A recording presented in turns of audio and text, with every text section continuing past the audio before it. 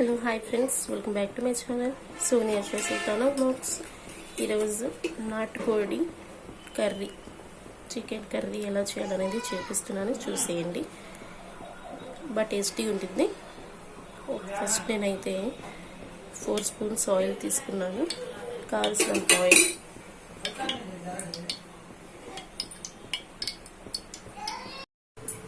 First onions వేసి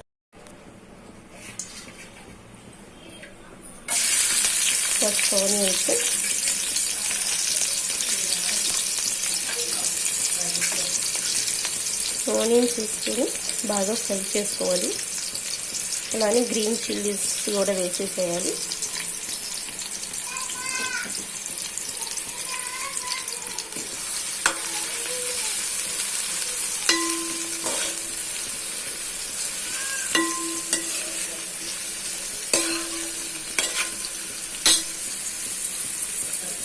masalas add చేసుకున్నాను.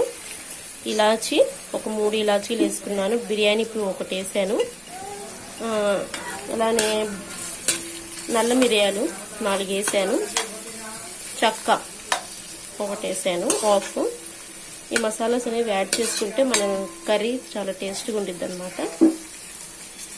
ఇప్పుడు ఈ ఆనియన్స్ అన్ని బ్రౌనిష్ కలర్లో, కాస్త లైట్ బ్రౌన్ కలర్లో ఫ్రై అవ్వాలి. ఎక్కువ ఫ్రై చేయకూడదు, జస్ట్ లైట్ బ్రౌన్ కలర్లో ఫ్రై చేయాలి. చాలా టేస్టీగా ఉంటుందండి ఈ కర్రీ అనేది. మీరు ఒకసారి ట్రై చేయండి. మా బాబు చూడండి. అలానే ఇది ఫ్రై అయింది కదా. ఇప్పుడు నేను జింజర్ గార్లిక్ పేస్ట్ వేసుకున్నా. 3 స్పూన్స్ జింజర్ గార్లిక్ పేస్ట్. ఇప్పుడు జింజర్ గార్లిక్ పేస్ట్ కూడా బాగా కలిపేసి ఇది పచ్చి స్మెల్ కూడా పోవాలి. అంతవరకు మనం ఫ్రై చేసుకుంటూ ఉండాలి. ఇది బాగా ఫ్రై అయింది. ఇప్పుడు కోకోనట్ పేస్ట్ కూడా యాడ్ చేసేసుకున్నాను.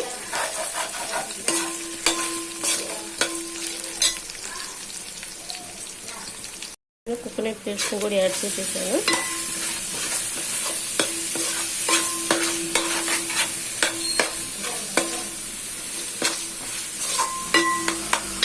ఇది బాగా ఫ్రై అవ్వాలి. ఇప్పుడు కోకోనట్ పేస్ట్ కూడా యాడ్ చేసేసాను కదా. ఇది ఇప్పుడు కోకోనట్ పచ్చి వాసన కూడా పోయేంత వరకు మనం అది ఫ్రై చేసుకుంటూ ఉండాలి.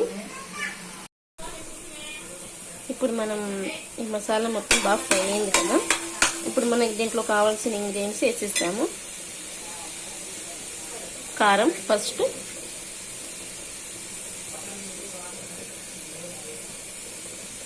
బాగా స్పైసీగా ఉంటేనే బాగుంటుంది మనకి నాన్ వెజ్ అనేది.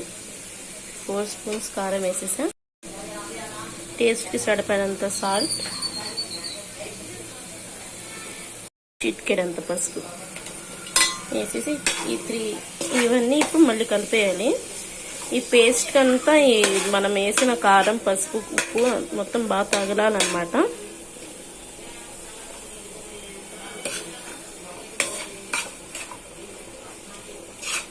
మనం కొంచెం వాటర్ వేసుకోవచ్చు. మనకి బాగా డ్రై అయిపోయింది కాబట్టి కొంచెం వాటర్.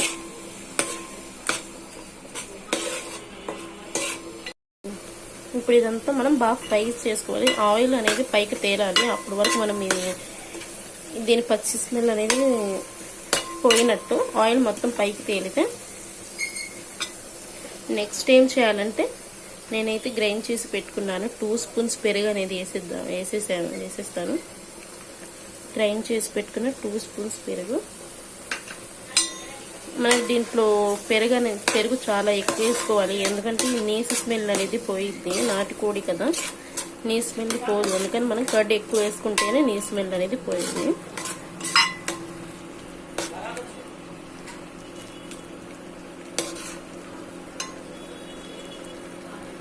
సరే, ఆయిల్ అనేది బాగా పైకి తేలుతుంది కదా.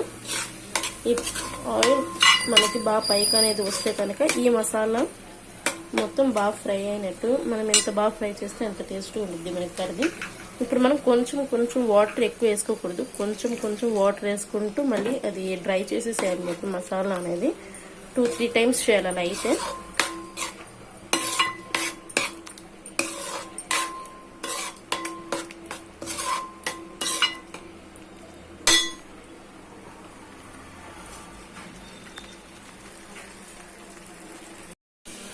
నెక్స్ట్ మనం చికెన్ యాడ్ చేసేద్దాం. ఇంకా నాటుకోడిని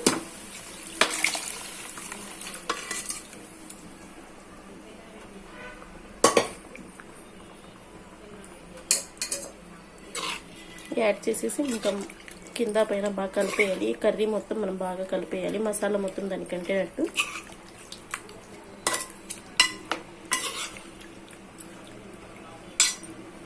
చూడండి ఆయిల్ మొత్తం బాగా పైకి వచ్చేసింది. ఏంటంటే దీంట్లో ఉన్న మనం వేసాం కదా చికెన్ నాటుకోడి, వేసేటప్పుడు దీంట్లో కొంచెం వాటర్ ఉంది కదా, ఆ వాటర్ మొత్తం మనకు బాగా డ్రై అవ్వాలి.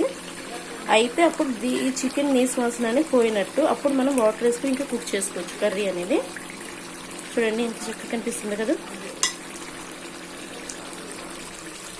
బాగుంది, సూపర్గా ఉండేది ఫ్రెండ్స్. సింపుల్గా నేను సింపుల్ ప్రాసెస్కి చూపిస్తున్నాను. చాలా టేస్టీగా ఉండేది ఈ కర్రీ అనేది. మీరు ఒకసారి ట్రై చేసి చూడండి. నా కామెంట్లో చెప్పండి. కర్రీ బాగాలేదని చెప్పరు, కర్రీ సూపర్గా ఉందని చెప్తారు. నా కామెంట్స్ చేసి చెప్పండి మీరు కంపల్సరీ. ఒకసారి ఇలా ట్రై చేసి. నేను ధనియా పౌడర్ వేసుకుంటున్నాను.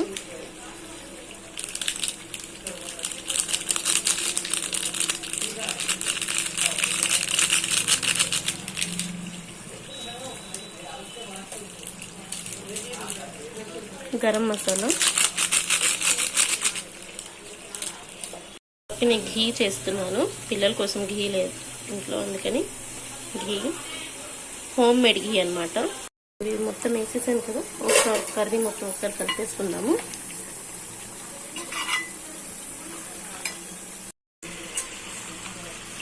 ఇప్పుడు మనం దీంట్లో వాటర్ వేసేసుకున్నాము. ఇంకా నేనైతే వాటర్ వేయలేదు. అమ్మా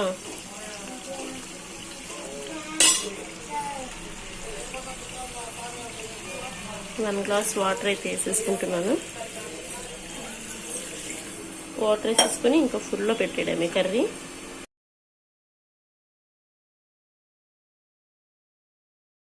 ఇంకా మనం లాస్ట్లో కొత్తిమీరతో గార్నిష్ చేసేసుకుందాం. అయిపోయింది మన నాటుకోడి కర్రీ. ఈ వీడియో కనుక మీకు నచ్చితే లైక్ చేయండి, షేర్ చేయండి, సబ్స్క్రైబ్ చేసుకోండి. Thanks for watching my channel. Bye bye.